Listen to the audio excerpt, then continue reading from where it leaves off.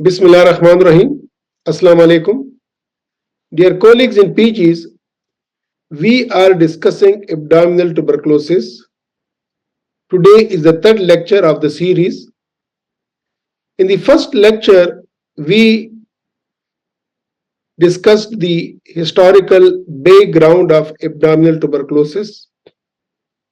Then in the second lecture, we discussed the pathophysiology and diagnostic workup of abdominal tuberculosis. In today's lecture, we shall discuss the different types of abdominal tuberculosis, clinical features of abdominal tuberculosis, and in the next lecture, then we shall be discussing the treatment and future prospects of abdominal tuberculosis.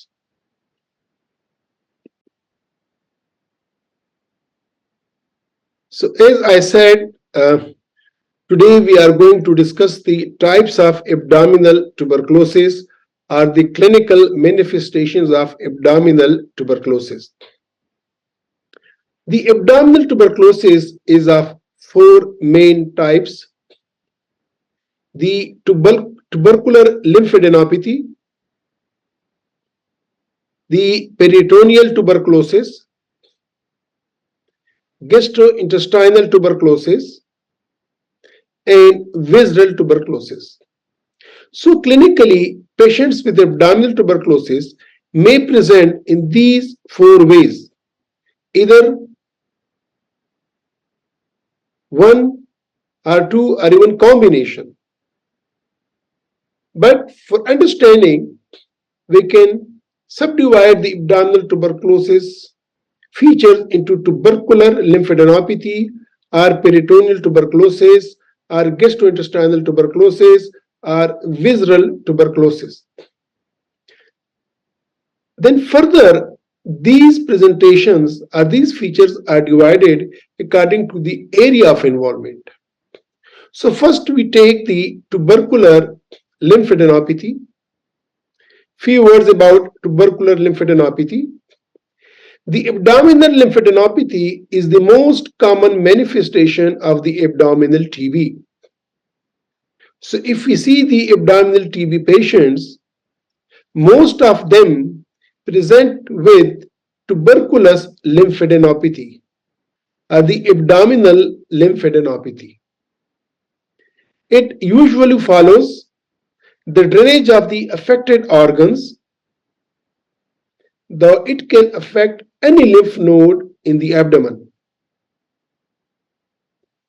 The most commonly involved lymph nodes are the mesenteric nodes, omental nodes, those at porta hepatis, along the celiac axis, and in peripancreatic location.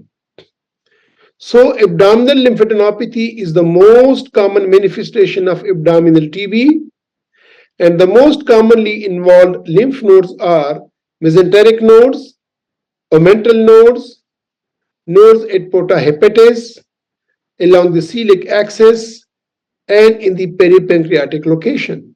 So these are the different groups of lymph nodes which are involved in abdominal tuberculosis.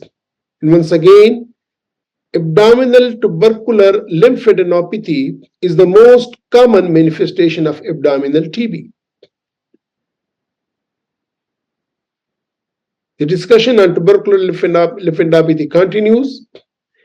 The commonest route of transmission is usually secondary to ingestion of the infected material along with the associated intestinal tuberculosis.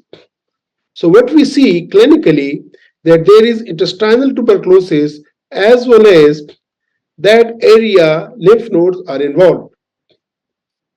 hematogenous route of transmission and contagious spread from adjacent affected abdominal organs can also occur.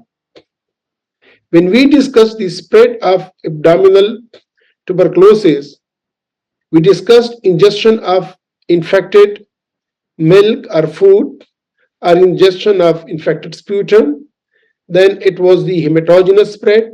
It was the direct spread from the adjacent organs, and it was the spread through lymph nodes.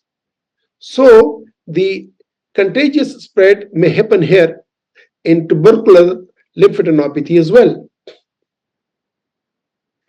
On imaging, the appearance of affected lymph nodes can vary from increase in the number of the normal sized nodes to increase in the size of the nodes to formation of large conglomerate lymph nodal masses.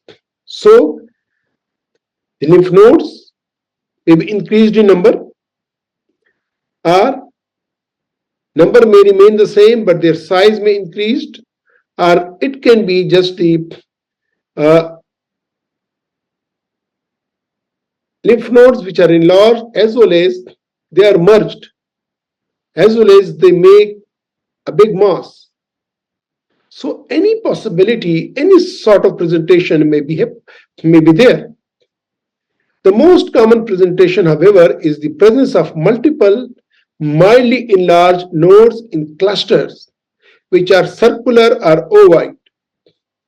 They usually have central areas of caseous necrosis with peripheral enhancement. So on the CT, and let's come on an ultrasound, we can see these features, but the ultrasound is equally good in picking up the enlargement of the lymph nodes or the mass formation of the lymph nodes.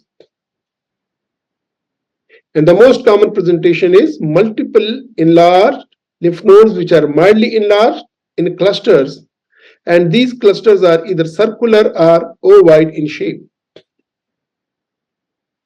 Like on this ultrasound, multiple enlarged conglomerate lymph nodes in retroperitoneum with hypoechoic centers due to caseation. So it's a typical pic by the ultrasound of tubercular abdominal lymphadenopathy. So the most common presentation, as I said before, is the tubercular lymphadenopathy of different regions of the abdomen, and they may be having a concomitant intestinal lesions or visceral tuberculosis. And an ultrasound or CT, they may be multiple mildly enlarged lymph nodes, and they may happen in clusters, either in oval shape or ovoid shape with central necrosis. So this is the picturesque presentation of tubercular lymphadenopathy of the abdomen. Now coming to the second category, when we classify the features, as I said, we classify them into tuberculous lymphadenopathy, and the second group of presentation is peritoneal tuberculosis.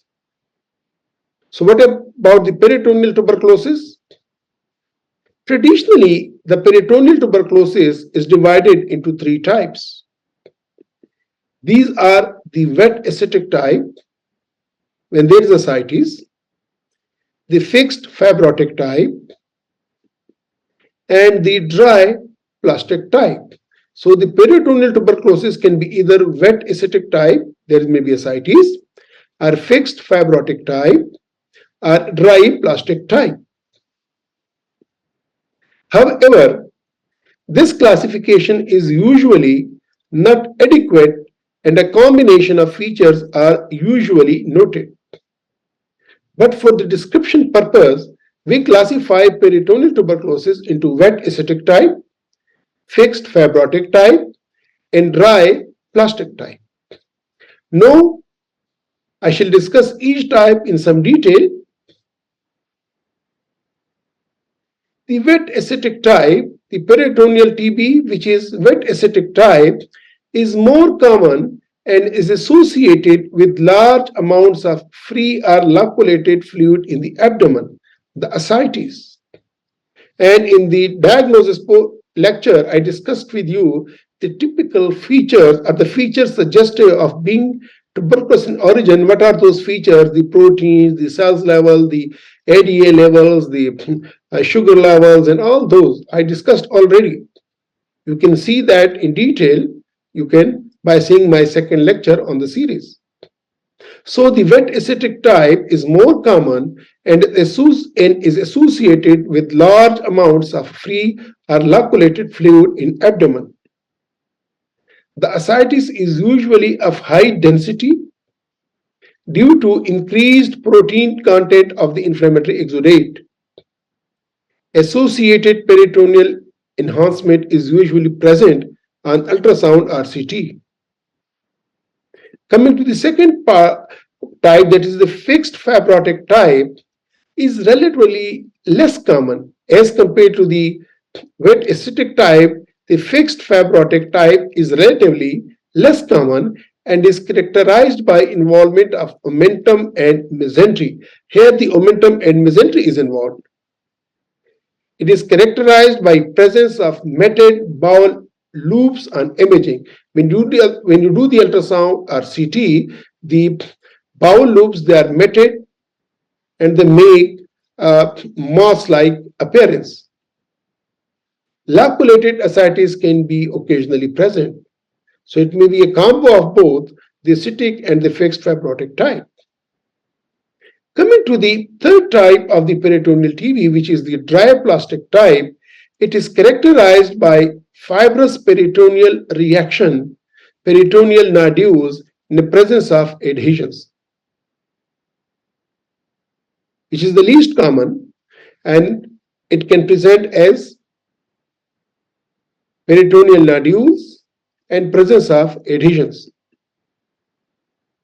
This is the barium meal follow-through of a patient, an adolescent female patient who was a case of tuberculosis with sclerosing encapsulating peritonitis, abdomen cocoon, showing clustering of small bowel loops in the center of the abdomen, with which are consistent in location. When you change the position, they don't change their position, they are fixed. So abdominal cocoon is the type of peritoneal tuberculosis. Then the computed tomography,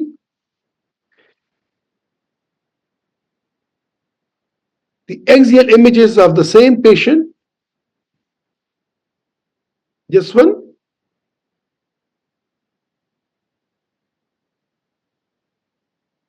showing small bowel loops congregated in the center of the abdomen,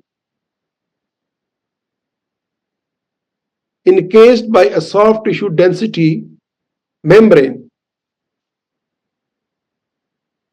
and enlarged discrete lymph nodes are also seen in the mesentery here, this one. So you see the encased sort of the loops, they are fused and there are enlarged lymph nodes. And here is the loculated ascites below the level of the conglomerate bowel loops. So as I said that it's a combo of these presentations. So we saw the most common presentation of abdominal tuberculosis is tubercular lymphadenopathy. Then the peritoneal tuberculosis, which can be the ascites, or it can be a fibrotic type or the fused type. And then coming to the gastrointestinal TB. This is the third way of presentation of abdominal tuberculosis cases. The most common site of gastrointestinal TB is ileocecal location, that is called ileocecal TB, followed by jejunum and colon. So the most common is ileocecal and jejunal, which is 64%, followed by jejunum and colon. The esophagus, stomach, and duodenum are rarely involved. Don't get confused with what I discussed with you. This thing that the wet ascitic type, fixed fibrotic type, and dry plastic type, these were the presentations of the peritoneal TB. And now we are discussing the gastrointestinal TB. It means tuberculosis of the esophagus, of the stomach, of the duodenum, of the jejunum, and of the colon.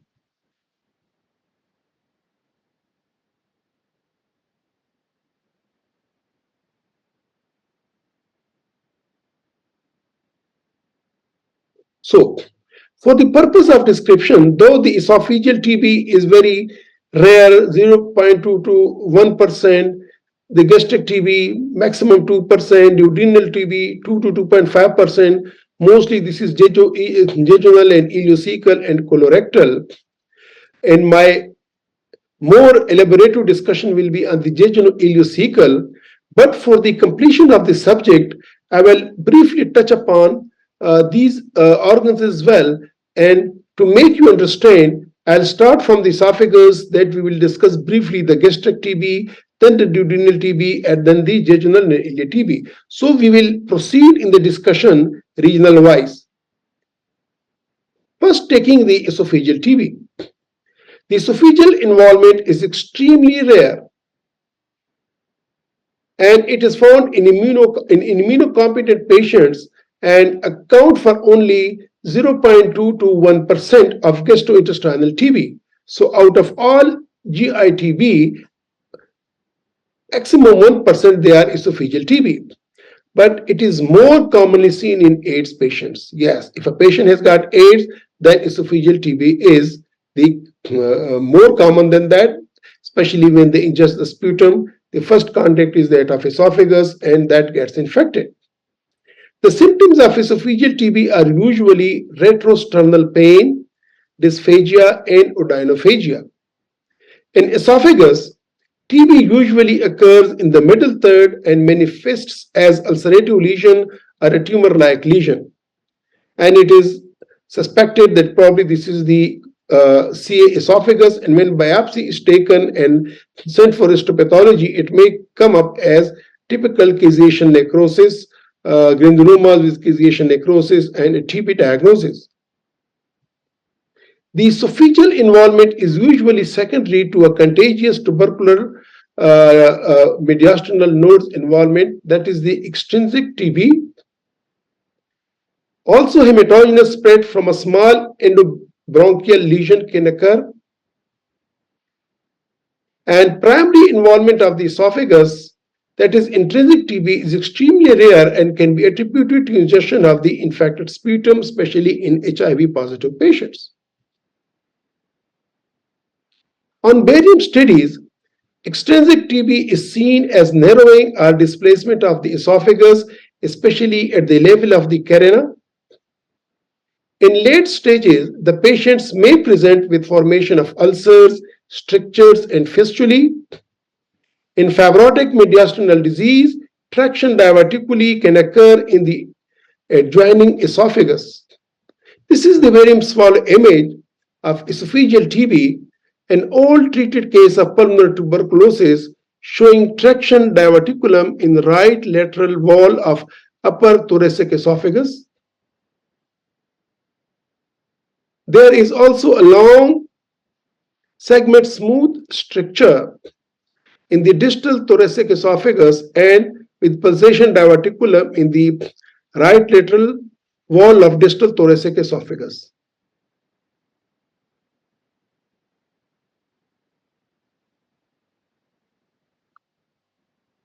The diagnosis of primary esophageal TB is usually made on histopathological examination, as the radiological features are non-specific and are driven by high degree of suspicion. Since the tuberculous granulomas are located deep in the submucosal layer of esophagus, multiple and deep esophageal endoscopic biopsies should be obtained for optimum diagnosis. This is the CT images of esophageal TB, contrast enhanced CT with oral contrast of another case of esophageal tuberculosis showing circumferential mural thickening in the middle thoracic esophagus. Histopathological examination of biopsies from the involved segment showed epithelioid granulomas. Then, few words about the gastric tuberculosis. The gastric involvement is usually associated with pulmonary tuberculosis or immunodeficient state. Primary involvement of the stomach is rare, 0.4 to 2%, because of the bactericidal property of the gastric acid, scarcity of the lymph node tissue, lymphoid tissues in the gastric wall, and thick, intact gastric mucosa. The other routes of spread can be either hematogenous or from adjacent lymph nodes. So, within the lumen, bacteria gets killed by the bactericidal property of the gastric acid. The lymphoid tissue is scarcely present over here, and the gastric mucosa is thick and intact. So, it may spread from the either hematogenous through the blood vessels or from the adjacent lymph nodes. The patients with gastric TB may present with non-specific symptoms of vague epigastric discomfort, weight loss, and fever, or may present with features of gastric outlet obstruction. Morphologically, many types of gastric involvement can be seen. The most common type is ulcerative lesion along the lesser curvature and pylorus. The other types are hypertrophic variety, presence of multiple miliary tubercles, and tubercular pyloric stenosis in late stages. Associated tubercular lymphadenitis is usually present. On imaging, these lesions can appear as benign ulcers or erosions. In late stages, features of pyloric stenosis with distorted entropyloric region can be present. And the differential diagnosis of gastric TB can be carcinoma, lymphoma, and other infections like syphilis.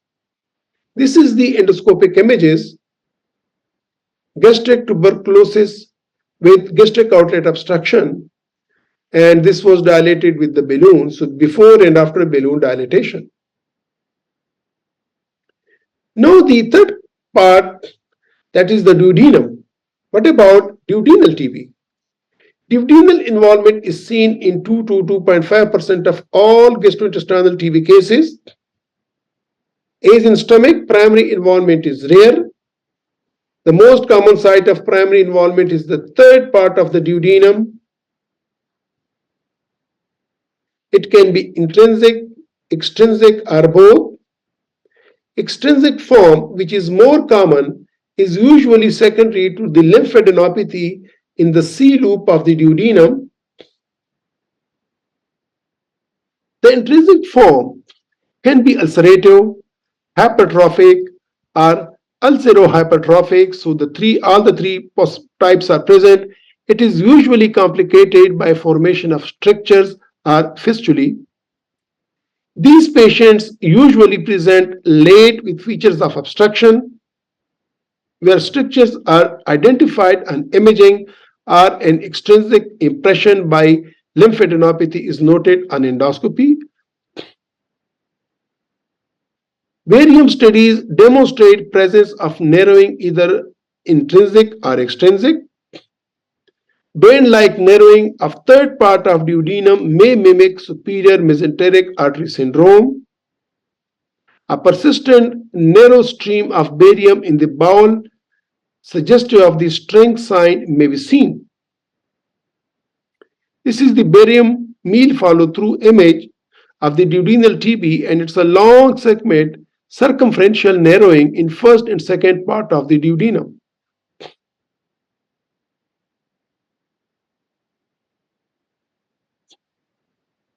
Formation of fistulous communication is readily identified by real-time barium studies. Cross-sectional imaging like CT demonstrates luminal narrowing, mural thickening of duodenum, and also adjacent lymph node masses causing compression.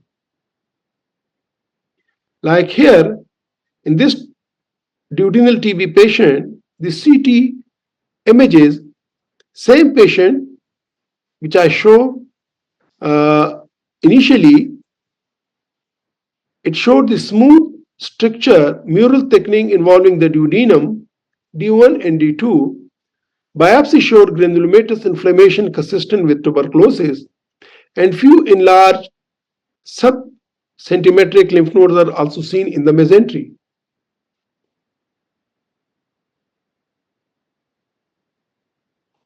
The differential diagnosis of duodenal TB can be lymphoma, malignancy, atypical peptic ulcer disease, or carcinoma of head of pancreas. Since the features of duodenal TB can be non-specific, a high index of suspicion is necessary for diagnosis. So after discussing the esophageal, gastric, and duodenal TB, now come to the jejunal and ileocecal tuberculosis. This is the most common site of GI involvement, and this is the ileocecal region, which is involved in 64% of cases of gastrointestinal TB. The terminal ileum is more commonly involved. Why?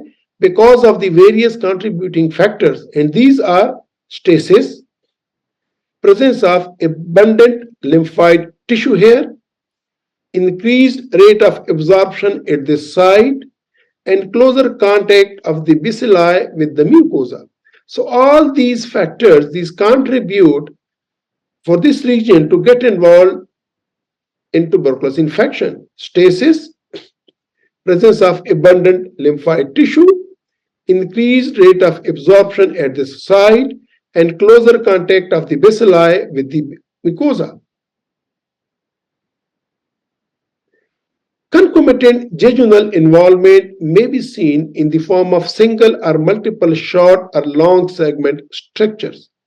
So the adjacent jejunal involvement can be there. Isolated jejunal involvement is rare. If it happens, it is in combination with the ileocecal part, and if present, may mimic Crohn's disease. The clinical features of small intestinal TB are protean, and the patients usually present with colicky abdominal pain, barborygmy, and vomiting. The most common complication is bowel obstruction, secondary to hyperplastic mural thickening, structure formation, or adhesions. Tuberculosis accounts for 5 to 9% of all small intestinal perforations and is the second commonest cause after typhoid fever. Morphologically, the lesions in intestinal tuberculosis are classified into either ulcerative or ulcero-hypertrophic varieties. So either these are ulcerative or these are ulceration as well as hypertrophy. The distinction between these two lesions is not sharp, and the two types may coexist. The macroscopic features present at very wide range, and at times distinction from Crohn's disease may be difficult. Features to distinguish intestinal tuberculosis from Crohn's disease are there are confluent granulomas in tuberculosis. There is the presence of caseation necrosis in tuberculous lesions. There is presence of granulomas and lymph nodes in the absence of granulomatous lesions in the intestine, and absence of transmural cracks and fissures which are present in the Crohn's disease.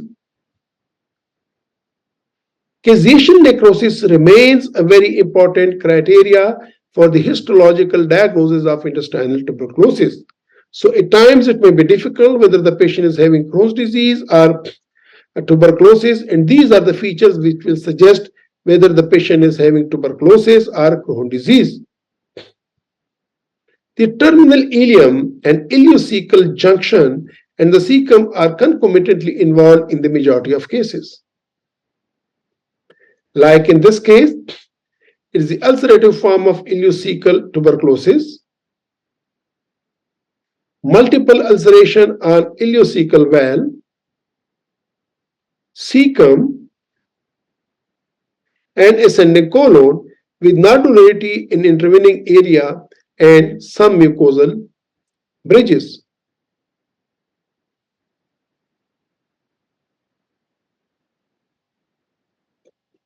This is the hypertrophic form of ileocecal tuberculosis and mass-like lesion on ileocecal valve with ulceration on the surface.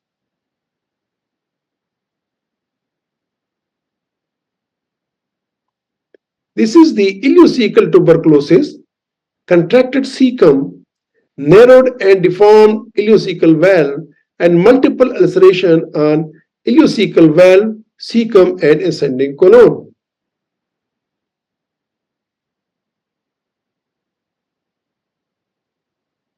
This is the superficial ulcers in the terminal ileum.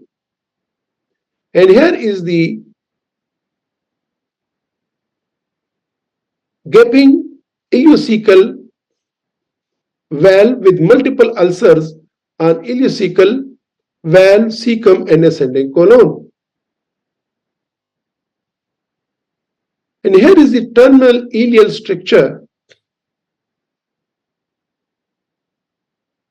You come from the colon, and what we see here, the terminal ileal structure with the multiple ulcers on the ileocecal valve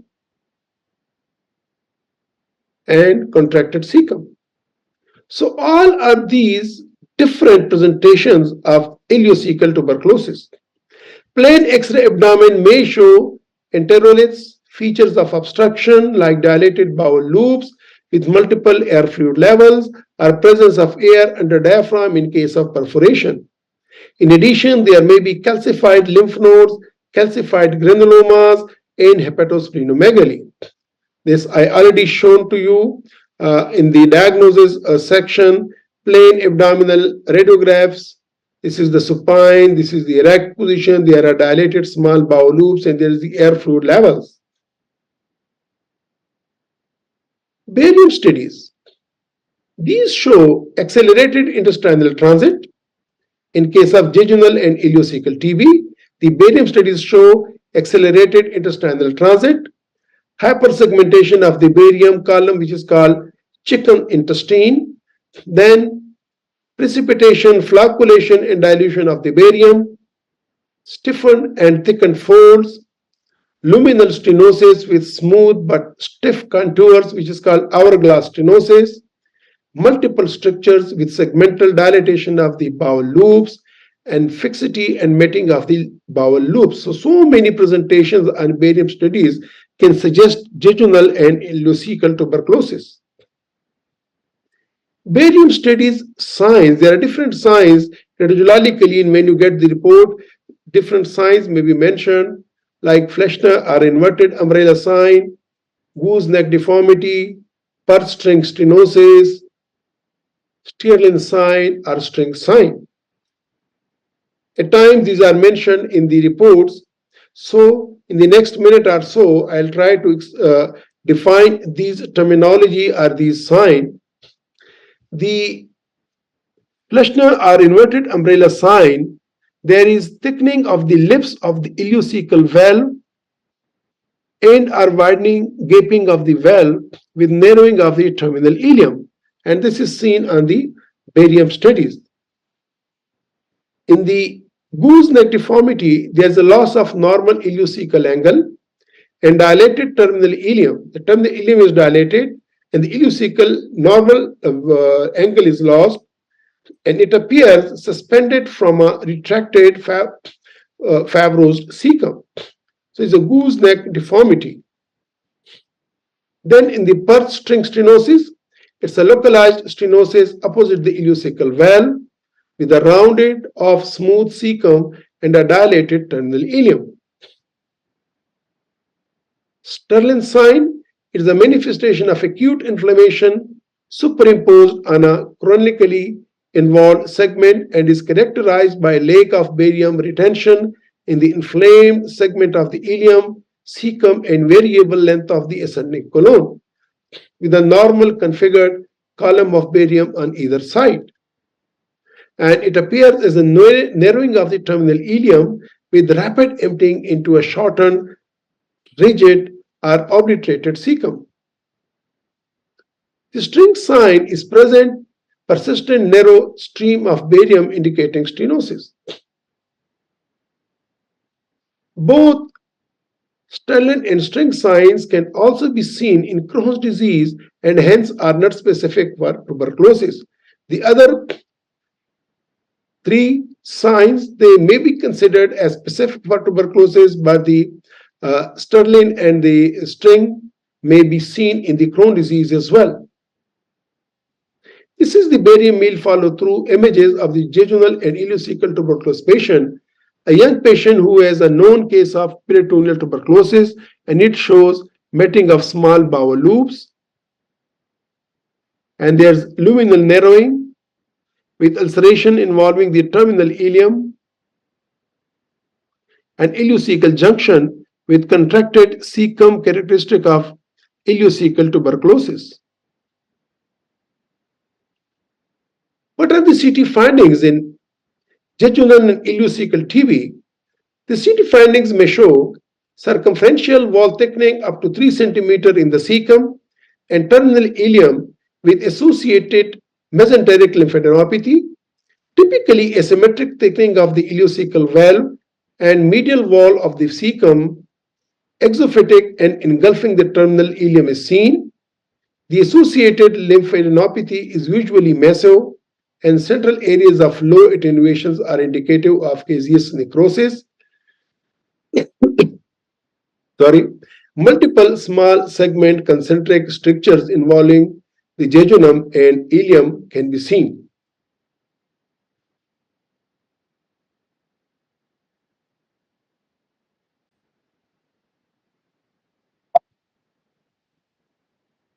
So the CT images in a jejunal ileocecal TB, multiple conglomerate lymph nodes in the mesentery and contagious involvement of the adjoining small bowel. Also noted is omental thickening and the stranding of the patients. Similarly, coronal reform images of another patient which shows smooth mural thickening of the terminal ileum and ileocecal junction. Large mesenteric lymph nodes in the right iliac fossa are seen. Enteroclysis is the third diagnostic tool. Multiple small segment concentric structures involving the jejunum and ileum can also be seen. Enteroclysis followed by a barium edema may still be the best protocol for evaluation of the intestinal tuberculosis patients. This is the barium enteroclysis images, which shows multiple concentric short segment structures in the ileum in case of gastrointestinal TB. Now, few words about the colorectal TB. Isolated involvement of colon is around 10% or 10 to 11% of the patients. The incidence is increased in the immunocompromised patients and patients with AIDS. The cecum is the most common site of involvement of colon, but it is usually involved in contagious involvement with the terminal ileum and ileocecal junction. Apart from the cecum, which is most commonly involved, the most common site of isolated or segmental colon involvement varies between different studies. In one study, the most common site of involvement was transverse colon, followed closely by the rectum and ascending colon. In another study, the most common site of colorectal TB was ascending colon, followed by transverse colon, and then the descending colon. Multifocal involvement is seen in 28% of the patients, rather up to 44% of the cases with colorectal TB. So it not be only the one side, there may be multiple side and multifocal involvement of the colon.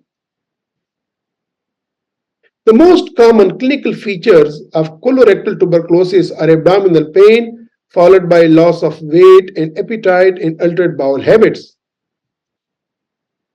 During colonoscopy, the most common finding of colorectal TB is presence of ulcers, which are linear, fissured, transverse or circumferential, and are covered with dull white or yellow exudates. These ulcers of colorectal TB, they can be differentiated from those of Crohn's disease by presence of abnormal mucosa surrounding these ulcers, which show features like erythema, edema, mucosal irregularity, and nodularity. And in contrast, the ulcers in Crohn's disease are usually surrounded by normal appearing mucosa. Oral aphthous ulcers are seen in Crohn's disease and they are not seen in the tuberculous lesions. The parameters like anorectal lesions, longitudinal ulcers, aphthous ulcers, and cobblestone appearance are significantly more common in patients with Crohn's disease than in those with tuberculosis. The imaging in earlier stage can be non-specific and includes spasm and hypermotility of the intestine. Since the clinical features of the colorectal TB can be non-specific, the patients usually present in the later stage. So the more common radiological features are presence of strictures, followed by features of colitis and polypoidal lesions. Complications in the form of perforations and fistulae can be seen in up to 19% of the cases. This is the barium minima images of colorectal TB. The tuberculous colitis presented with concentric stricture in the distal transverse colon and splenic flexure. A fistula streak is seen rising from the hepatic flexure of the colon with ulceration in adjacent colon. Another patient with tuberculous colitis here presenting with mucosal irregularity, ulcers in the sigmoid colon,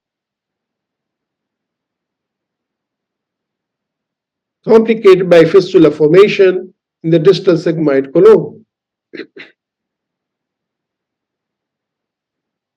Various conditions like Crohn's disease, amoebic colitis, pseudomembranous, and ischemic colitis and malignancy form differential diagnosis of TB colitis. So a diagnosis of colorectal TB should be based on a high index of suspicion and should be proven by colonoscopy guided biopsy and demonstration of caseating granulomas in the tissue. Majority of the lesions of the colorectal TB show resolution following anti-tubercular therapy, and therefore a repeat colonoscopy may not be required if the patient is asymptomatic after treatment. Now, coming to the fourth way of presentation of abdominal TB, that is the visceral TB. We discussed the most common presentation of abdominal TB is the tuberculous lymphadenopathy, then the peritoneal TB, the three types, then the gastrointestinal TB, the esophageal, the gastric, the duodenal, the jejunal, the ileal, the ileocecal, and the colonal. And now the fourth type or the fourth presentation is that of visceral TB. And remember that in any patient, it not be the only solo presentation. What we see clinically is the combo of these four types. Isolated involvement of abdominal solid organs is relatively uncommon and occurs in 15 to 20% of all patients with abdominal TB. The genitourinary system is the most commonly involved, followed by liver, spleen, and then pancreas. The mode of spread is through hematogenous route. Only 15% of patients have concomitant pulmonary tuberculosis. These patients with visceral tuberculosis, they present with non-specific symptoms, all of which leads to difficulty in making prospective diagnosis.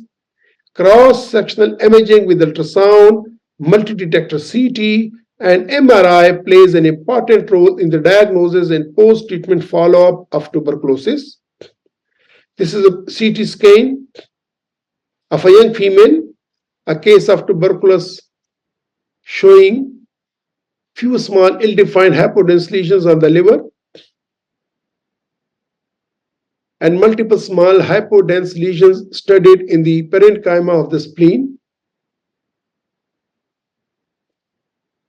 And this was the tuberculosis of the liver and the spleen.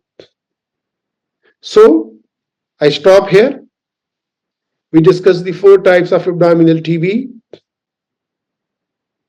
In the next lecture, we shall discuss the treatment options of abdominal TB and the future perspective of abdominal TB. Till then, Khuda Hafiz.